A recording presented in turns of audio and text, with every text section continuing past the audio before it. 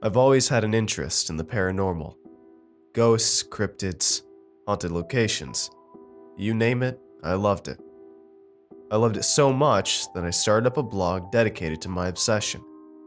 I would post often about urban legends, ghost sightings, and haunted locations.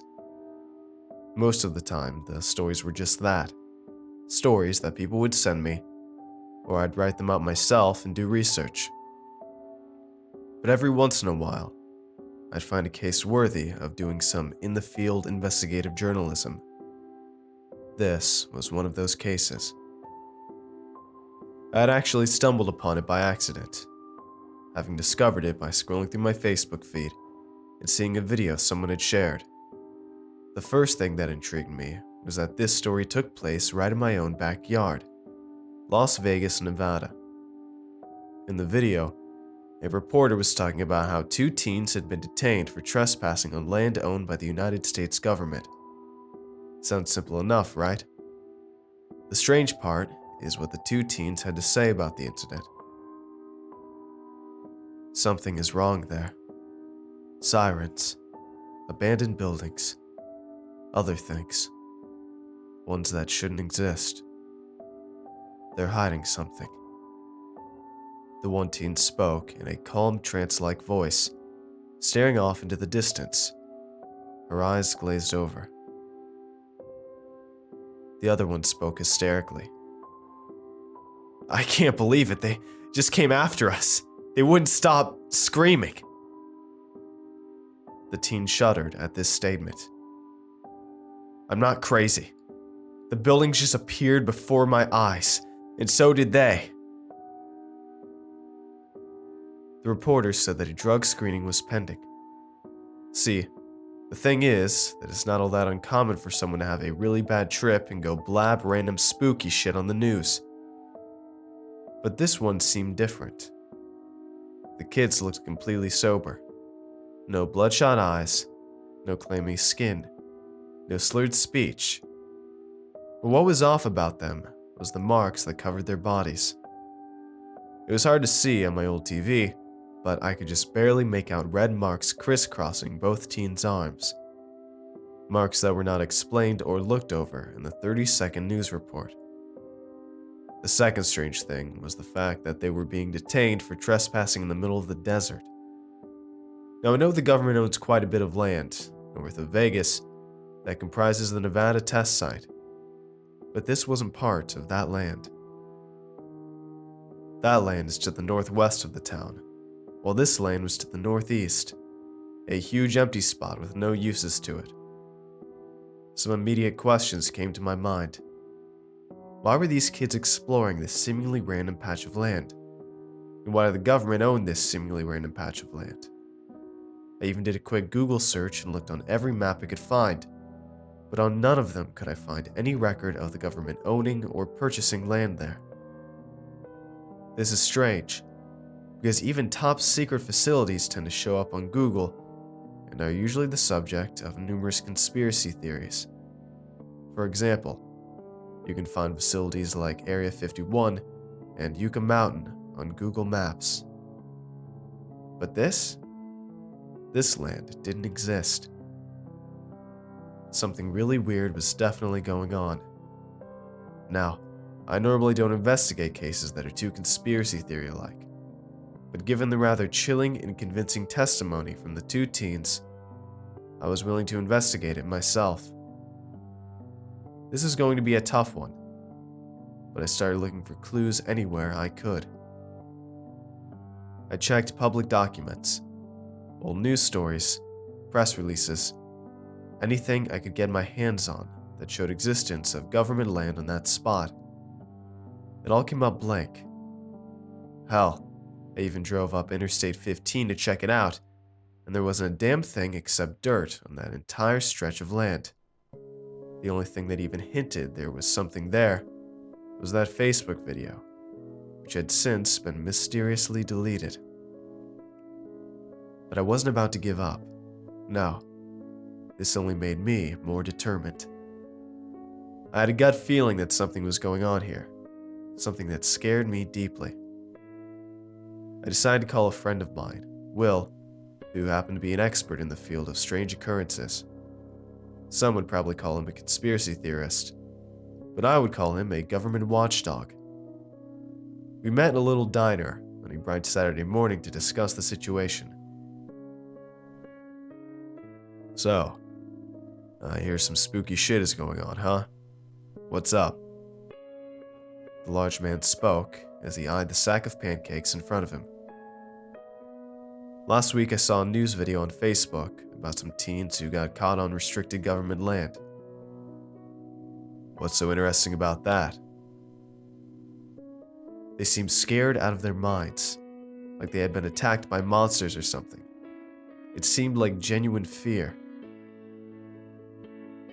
"I'm always down for some strange government exploits, but teens make stuff up all the time.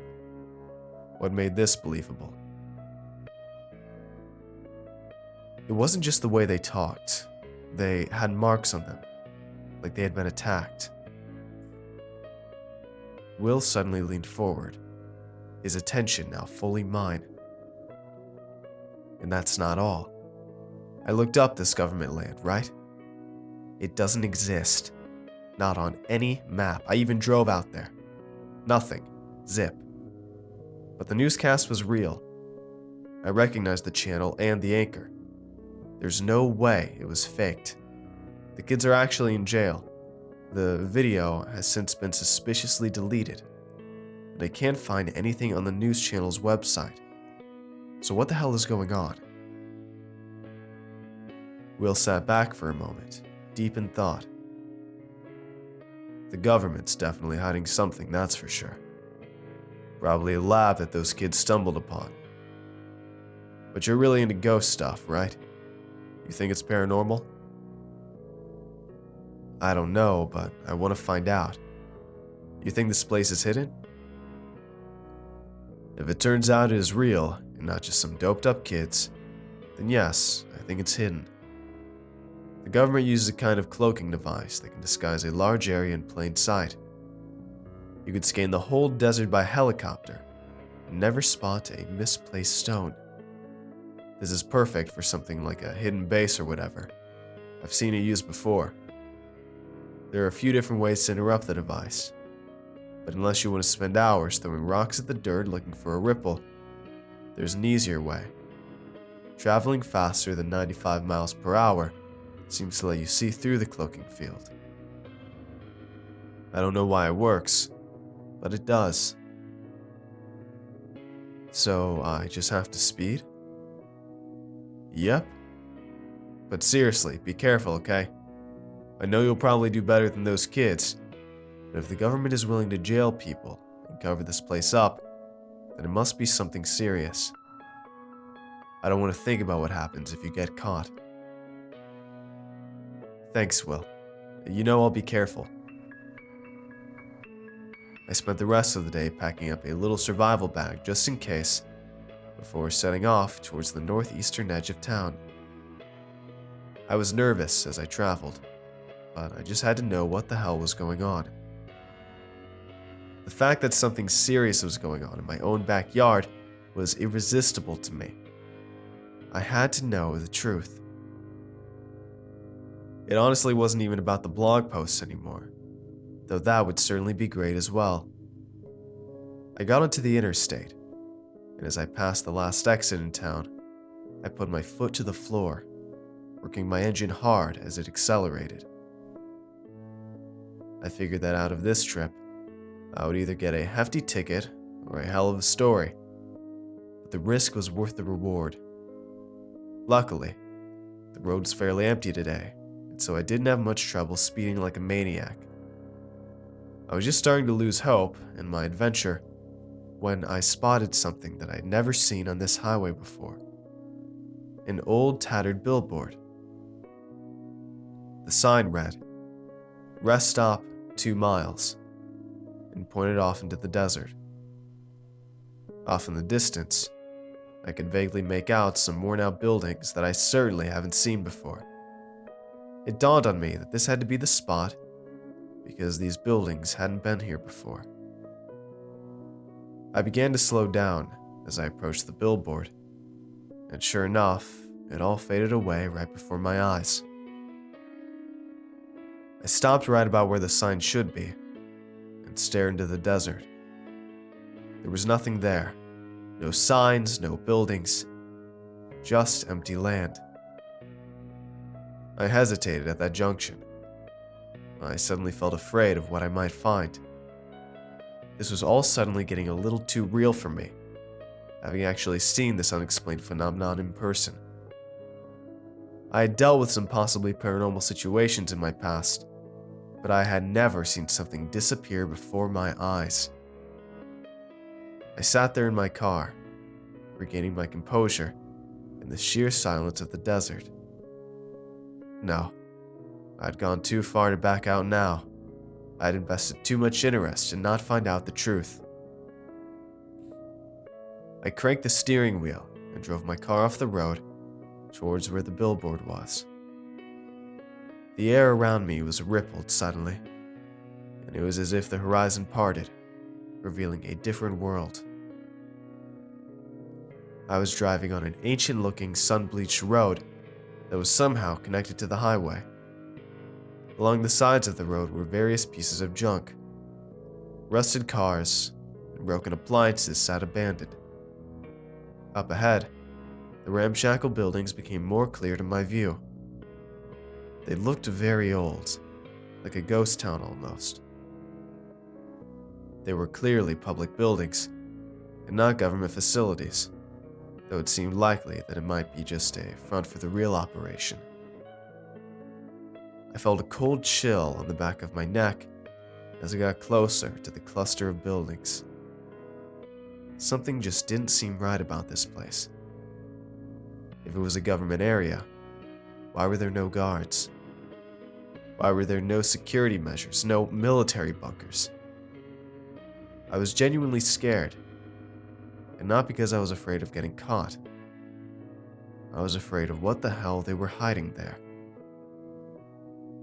I eventually pulled up to a bend in the road, and right around the corner sat a long line of abandoned buildings. This place looked like it hadn't been touched in 50 years. The paint peeled, rust covered everything, and not a single speck of land was free from the dirty clutches of dust.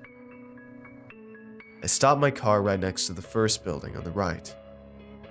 That creepy, cold feeling still sat on the back of my neck as I meekly peered out at the surroundings. I left my car and began to walk down the street, having no idea where to start first. I decided upon a small, squat building with what was once a baby blue paint job. A sign read grocer in dull black letters that sagged over the front of the building. I walked up to the dirt-covered windows, not seeing a damn thing through the thick, dusty panes. I quickly looked around me once again, like a paranoid fool, before opening the door and stepping inside. The door opened roughly, stopping halfway through as it caught on who knows what.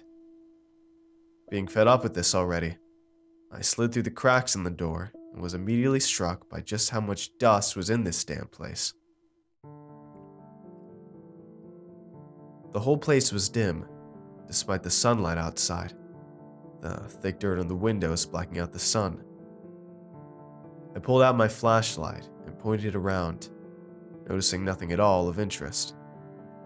This was weird to me. The government was covering this place up. They obviously didn't want anyone here. Yet there wasn't a thing of interest here. I checked every corner of that room before moving on to the next building, then another, then another. I was starting to think that maybe I had just somehow stumbled across a ghost town by accident. Then, I saw it. Right as I was considering packing it up and leaving, I saw something stumble out of a building on the far side of the street. It was too hard to tell who it was from here, but I could tell it was a person. I was starting to get excited, thinking maybe they had come out of a hidden bunker. then maybe that was where all of the secrets were hidden. But something was wrong with this whole scene. The person just seemed to stumble along the street aimlessly, walking almost like a zombie.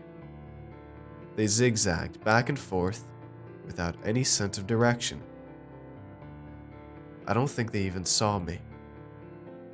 I curiously began to approach the figure, wondering if maybe they were sick or something. The person slowly approached another building as I came up behind it, while still keeping a safe distance. From here, I couldn't tell much, but the person appeared to be wearing a pair of overalls and an old t-shirt.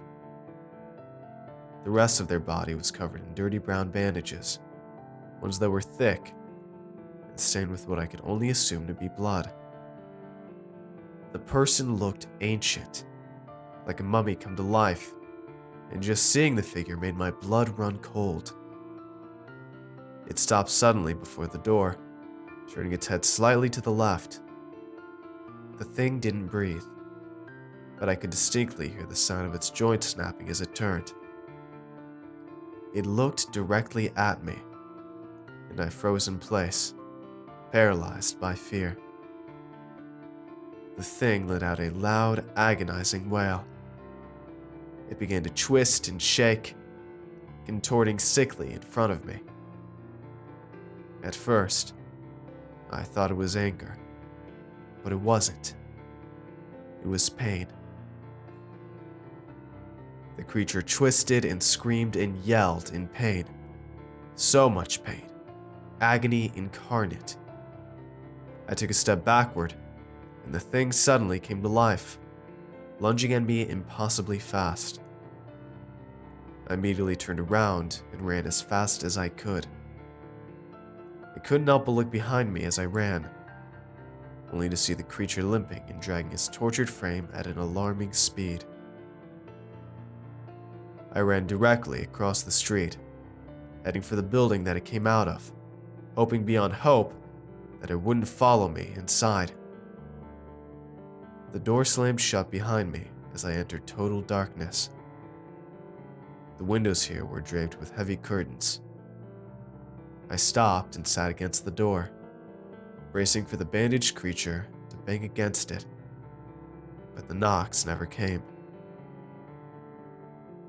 I don't know how long I sat there in the dark, contemplating all of this. Eventually, I regained the courage to stand up and turn on my flashlight. I was surprised to see that the room around me was completely empty, except for a large vault door that was slightly ajar.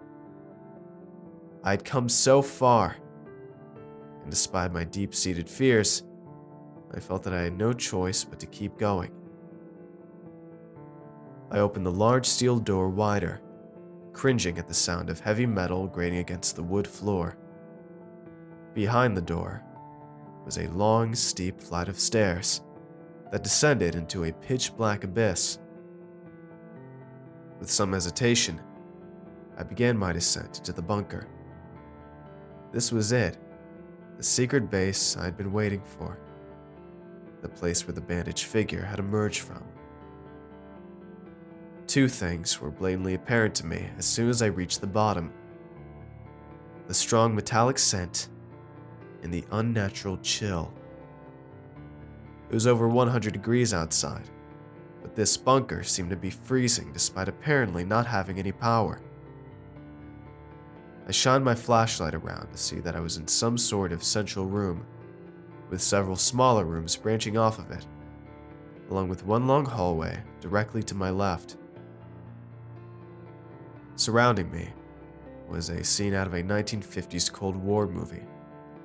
Hastily scribbled notes covered bare metal tables, and huge arrays of tapes and tubes made up what I could only assume to be a military computer from the 50s. Along the far wall was a corkboard covered in various pinpoints dancing across a map of the world. There was a large red circle surrounding Las Vegas, and one surrounding Moscow. All around me were Cold War propaganda posters and signs reminding workers to always wear proper safety equipment.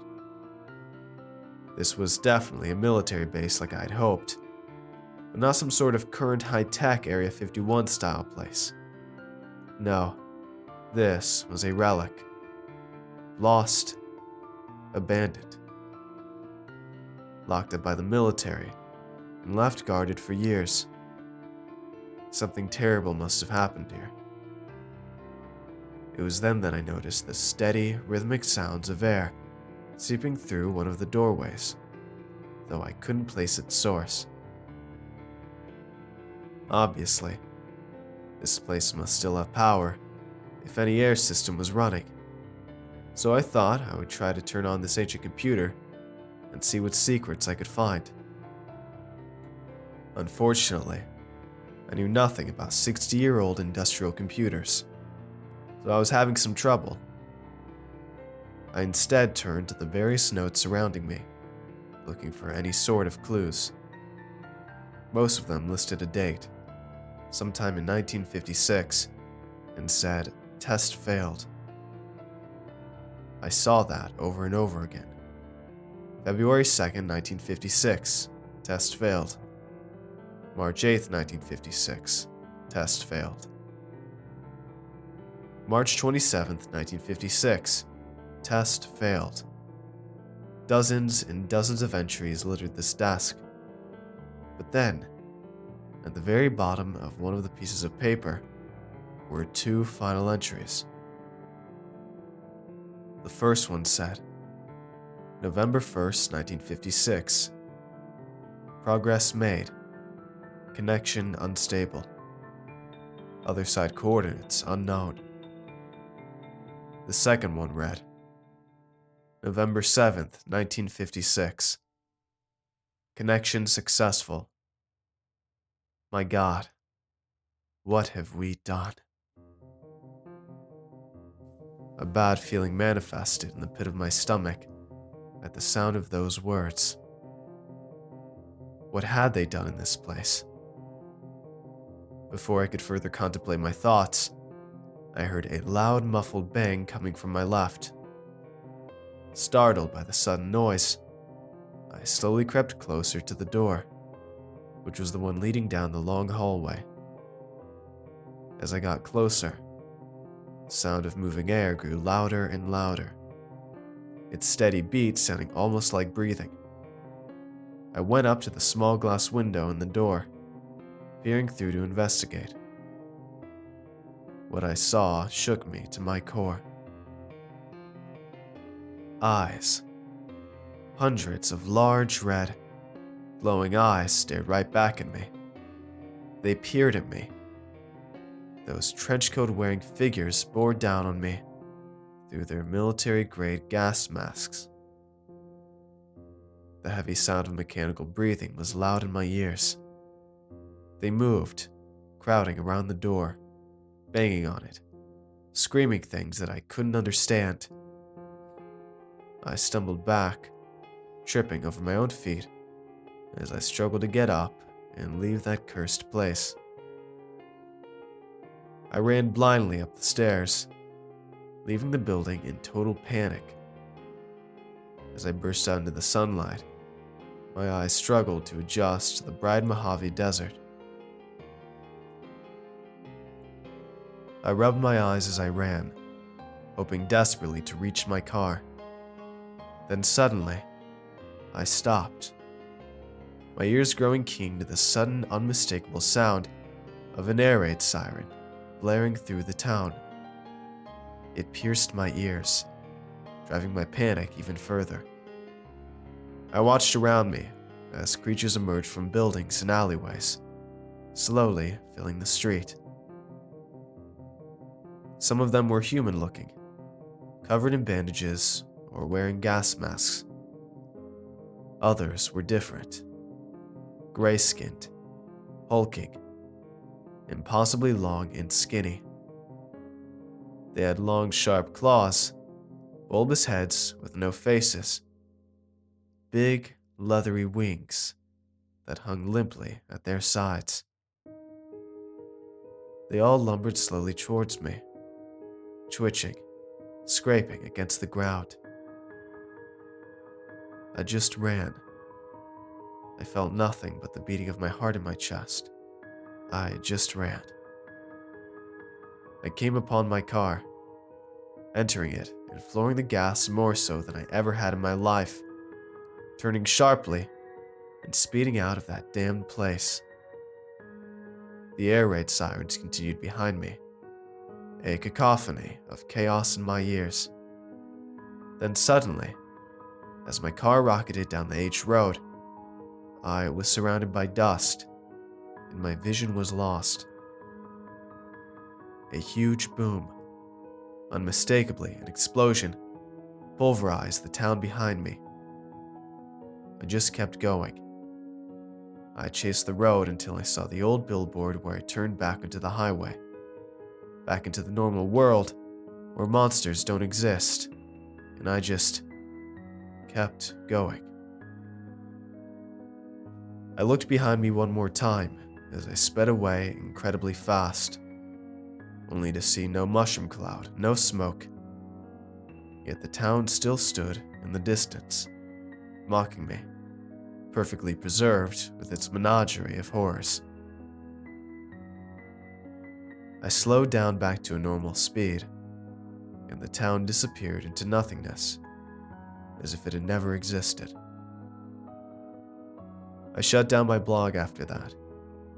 I stopped talking to Will. I stopped exploring and questioning things. I'd spent a good part of my life exploring the paranormal, and had never seen anything more than an object move or an unexplained noise. This was real. It was tangible. It was pure evil.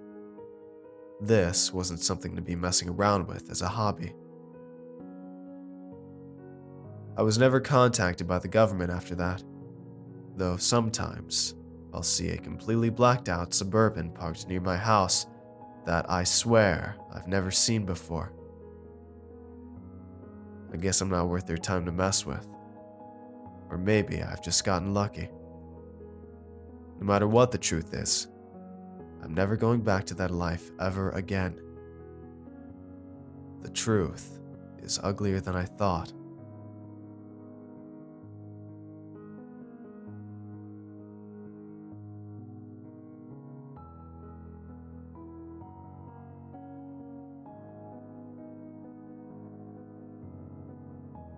Hey everyone, I hope you enjoyed today's video. If you want to see more, let me know in the comments below, and tell me what you thought of this narration. Make sure to follow me on Twitter for updates, and if you'd like to get early videos, shoutouts, and much more, I'd appreciate it if you check out my Patreon page. It's a place where you can help support my channel while getting awesome rewards in the process, and every pledge helps out a ton, no matter the size. So if you'd like to see all the rewards I offer and consider becoming a patron, it'd mean a ton to me if you'd click the link in the description and just check it out. And don't forget to show some love to the amazingly talented authors who make these narrations possible. Have a good night, everybody. Cheers.